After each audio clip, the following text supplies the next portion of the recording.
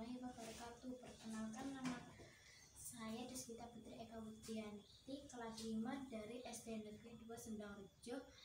Saya akan mendongeng yang berjudul Raksasa Sampah di Kerajaan Lolontar. Hari itu Ratu Lolontar bangun dengan hati yang bahagia. Dia membuka kaca jendela.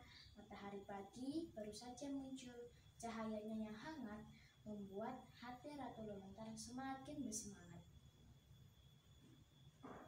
Hari ini adalah hari libur Ratu Lolontar. Pada hari-hari biasanya, Ratu Lolontar sangat sibuk mengurusi kerajaan. Jadi, ketika hari liburnya datang, ia akan berjalan-jalan keluar istana. Dengan berjalan-jalan keluar istana, Ratu Lolontar bisa melihat-lihat keadaan rakyatnya. Betapa senang hati Ratu Lolontar hari ini. Tapi yang paling membuatnya senang adalah ia bisa melakukan semuanya itu sambil berolahraga.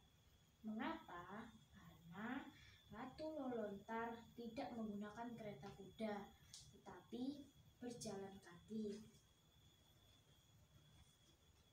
Ratu Lolontar adalah ratu yang sangat memperhatikan kesehatan dan kebersihan. Meski sangat sibuk mengurusi kerajaan, Ratu Lolontar selalu menyempatkan diri berolahraga di dalam istana. Selain itu, Ratu Lolontar menerapkan peraturan tentang kebersihan. Dia melarang orang-orang di istana untuk membuang sampah sembarangan. Ratu Lolontar menaruh tempat sampah di seluruh area istana. Dan karena orang-orang di dalam istana sangat menyukai kebersihan, maka tidak ada sampah sama sekali di istana. Kembali ke Ratu Lolontar yang baru bangun ya. Ratu Lolontar segera bersiap-siap. Ia memakai pakaian yang santai agar bisa berjalan dengan leluasa. Setelah siap, Ratu Lolontar segera mengajak Perdana Menteri untuk menemaninya. Tapi Ratu Lolontar yang tadinya sangat bahagia tiba-tiba marah besar. Apa ini? Apa ini? Apa ini? Kata Ratu Lolontar begitu di desa. Ratu Lolontar marah karena sampah yang tidak dibuang pada tempatnya. Tidak hanya sampah daun dan sayur busuk yang berserakan, tetapi sampah plastik. Sampah-sampah itu bercampur dan menumpuk di sudut-sudut desa. Bahkan di gunungan sampah itu ada banyak lalat. Perdana Menteri meminta rakyat Kerajaan Lolontar berkumpul. Setelah mereka berkumpul, Ratu Lolontar langsung bertanya, "Kenapa sampah-sampah itu masih saja dibuang sembarangan?" Orang-orang di Kerajaan Lolontar memiliki kebiasaan buruk. Mereka suka sekali membuang sampah secara sembarangan, terutama ke sungai kerajaan. Padahal Ratu Lolontar telah memberikan perintah untuk membuang sampah di tempatnya. Ratu bahkan menyediakan tempat-tempat sampah di pinggir jalan, di taman, dan di tempat umum. Tapi dasar rakyat di Kerajaan Lolontar sangat tidak peduli pada kebersihan. Karena sampah sangat buruk bagi manusia, Ratu Lolontar memerintahkan rakyatnya untuk membersihkan sampah-sampah itu. Rakyat pun bergotong royong. Ratu Lolontar dan Perdana Menteri juga ikut membantu dan kembali ke istana setelah semua sampah dibersihkan. Keesokan hari, Ratu Lolontar bersantai di balkoni setelah menyelesaikan seluruh urusan kerajaan. Tiba-tiba hujan turun dengan sangat deras. Tidak berlangsung lama, Ratu Lolontar melihat rakyatnya berlari di tengah hujan. Mereka berlari menuju gerbang istana. Betapa kaget Ratu Lolontar melihat ada makhluk besar yang mengejar mereka dari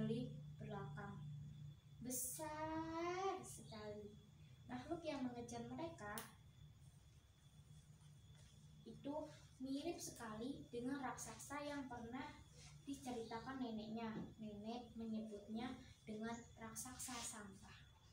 Tubuhnya terbuat dari sampah yang dibuang secara sembarangan. Begitu hujan tiba, sampah-sampah itu akan menyatu, kemudian dibungkus oleh air. Kata neneknya, raksasa sampah suka memangsa manusia. Manusia yang dimangsa oleh raksasa sampah akan hidup di dalam perutnya yang penuh sampah. Sebenarnya raksasa sampah bukan makhluk baru di kerajaan Lolontar. Dulu sekali nenek dari Ratu Lolontar telah menyegel raksasa sampah. Itulah mengapa neneknya mewasiatkan agar tidak membuang sampah sembarangan, agar raksasa sampah tidak bangkit lagi. Pasti karena banyaknya sampah ditambah hujan yang sangat lebat telah membangkitkan raksasa sampah. Ini semua pasti karena rakyat Lolontar membuang sampah sembarangan. Tapi sudah terlanjur. Ratu Lolontar tidak ingin rakyatnya habis dimakan raksasa sampah itu. Bergegas, Ratu Lolontar segera memerintahkan pengawal istana untuk membuka gerbang. Sementara itu, ia pergi ke ruang penyimpanan benda pusaka. Di ruang itu, neneknya telah mewariskan sebilah pedang yang bisa menyegel raksasa sampah itu. Gerbang dibuka. Orang-orang mulai masuk dan dengan berani Ratu Lolontar berlari keluar sembari membawa pedang pusaka. Dengan sekali tebas, raksasa sampah terbelah. Seperti ada kepulan asap hitam pekat keluar dari tubuh raksasa sampah. Kepulan asap hitam pekat itu kemudian menghilang di udara. Air tumpah dari tubuhnya, sementara sampah-sampah terbang ke langit dan turun lagi seperti hujan. Inilah akibatnya kalau kalian membuang sampah sembarangan, kata Ratu Lolontar. Maafkan kami, Ratu, maafkan kami. Hari itu rakyat Lolontar berjanji tidak akan membuang sampah sembarangan.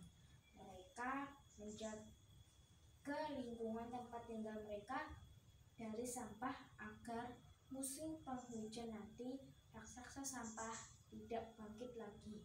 Sekian dari saya. Wassalamualaikum warahmatullahi wabarakatuh.